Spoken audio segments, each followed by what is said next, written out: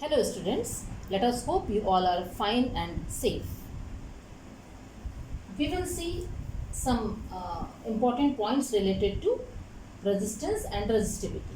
Okay, so first of all we will see temperature dependence of resistance. You have seen the formula in last some previous lectures. R is equal to m by n e square tau L by A.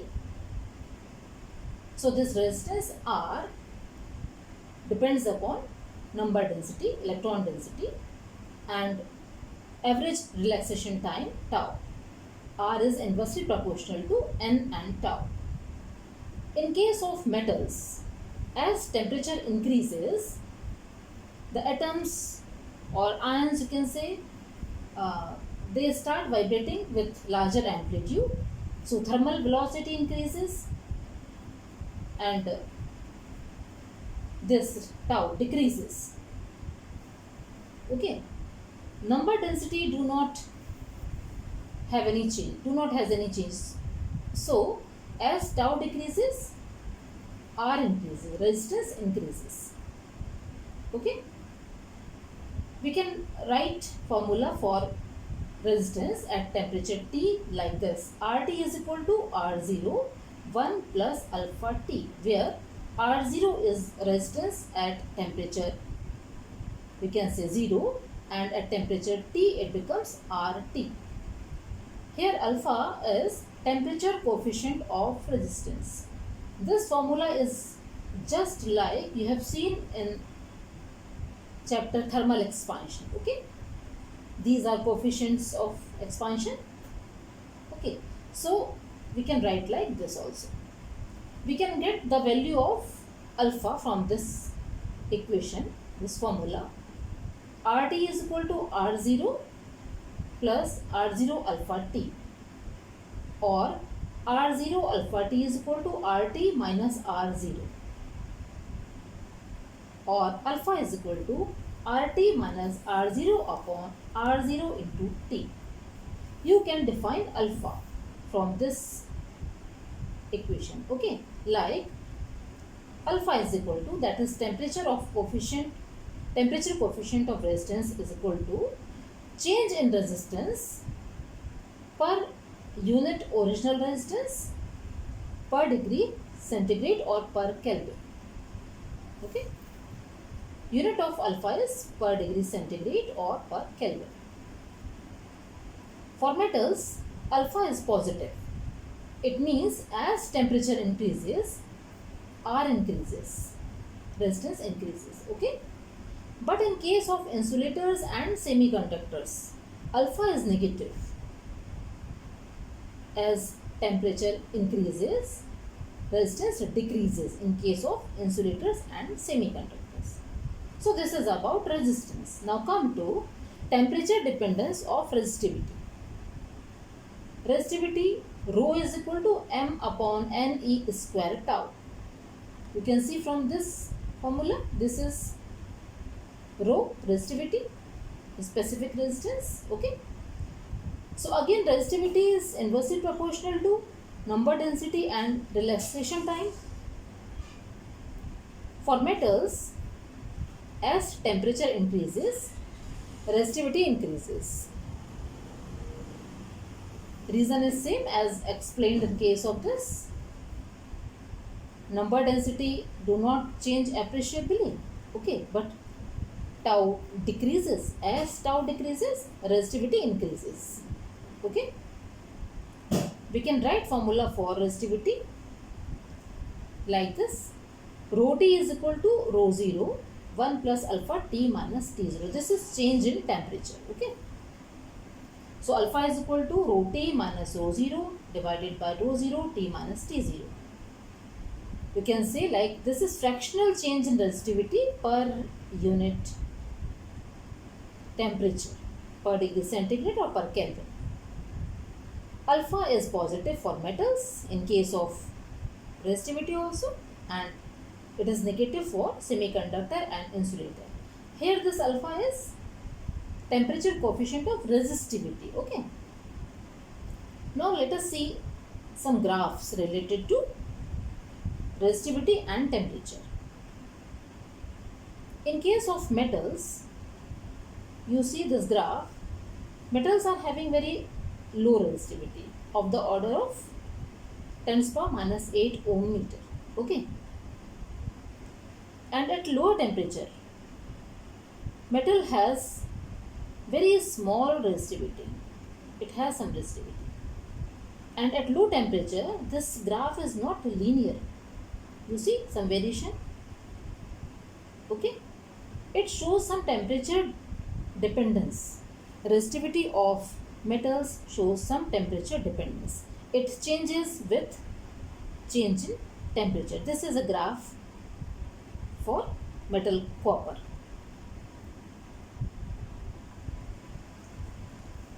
This is graph between resistivity and temperature for alloy. Alloy has some high resistivity, okay, and alloy has some residual resistivity at low temperature. You can compare it with metals. Okay, you see temperature dependence is very you can say small. It is a straight line. In case of nichrome, if we talk about mangan or constantan, it is independent of temperature. The resistivity of constantan or mangan is nearly independent of temperature. That graph will be a straight line. Okay, that's why these alloys are used as standard resistance. When you will perform practicals, you will see the experimental wire in meter bridge and Wheatstone, not experimental wire, the wire which is fitted in that apparatus is constantan or mangan. Okay, because temperature dependence is very less. It is nearly independent. Okay, so this is graph for alloys, and third graph is for semiconductor. You see the value of alpha is negative in case of semiconductor. Okay, so graph of resistivity and temperature is like this. As temperature increases, resistivity decreases. Okay, in case of semiconductor like carbon, germanium or silicon, what happens? As temperature increases, number density increases exponentially. In case of semiconductor, which you will read in that semiconductor chapter, okay, you will see the number density of electrons and holes increases exponentially. As temperature increases, tau decreases, but it cannot compensate the increase of number density n.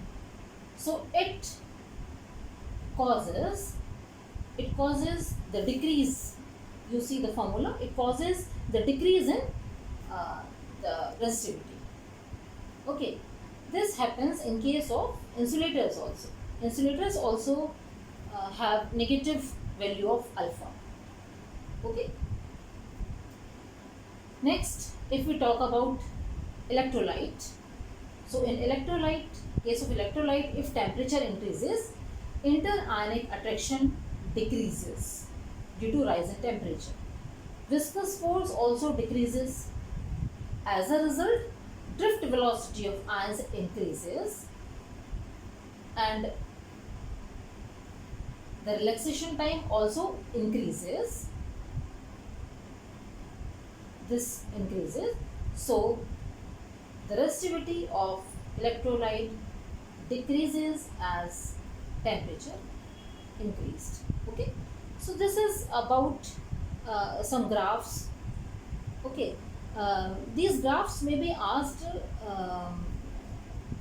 for 1 mark question. I think 2 or 3 years later, one or two graphs were asked, and it was a question of 3 marks in your board exam. Okay, so you must see go through graphs given in your book, at least in NCERT book. So this is about temperature dependence of resistivity. Okay, now come come to limitations of Ohm's law. You have gone through Ohm's law that V is proportional to I. Although this Ohm's law is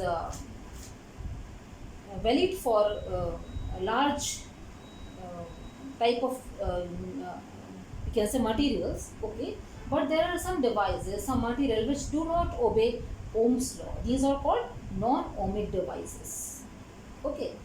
And you see different graphs for non-ohmic devices. This is first graph. You see the variation of V, okay, with respect to I.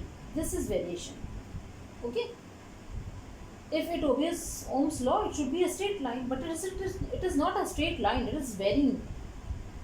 Okay, so this is first case in which V ceases to be proportional to I. Second graph says about the dependence of V and I. So it depends upon the sign of V. If you have given some voltage and getting some current, and if you reverse the value of voltage, you won't get the same amount of current in opposite direction. Its magnitude will change, okay. So this dependency is also of different kind. It is found in some diodes, okay, p-n junction diode. You will see such type of graph. Third graph says about there is no unique value, okay. You can see from this graph, if you take any point on this axis I, you can get two values of V for same value of I. So no uniqueness is here. So this is a graph for gallium arsenide in LEDs, okay, light emitting diodes. You can get this type of graph. So such type of devices which do not obey Ohm's law are called non-ohmic devices. These are limitations of Ohm's law. Okay. Next topic is color code for carbon resistances. Actually, there are two types of resistance: wire bound resistance and carbon resistance. Wire bound resistance, when I was talking about this nichrome and Constantan or Magnon, I told you these are independent of temperature. Temperature dependency is very less in case of alloys, okay. So some resistances are made of this. Actually, some standard resistance, you will use resistance box when you will perform practicals. So you will see some wires are there, okay. Those are alloys, but commercially resistors are made up of carbon, okay. This is a cheaper, you can say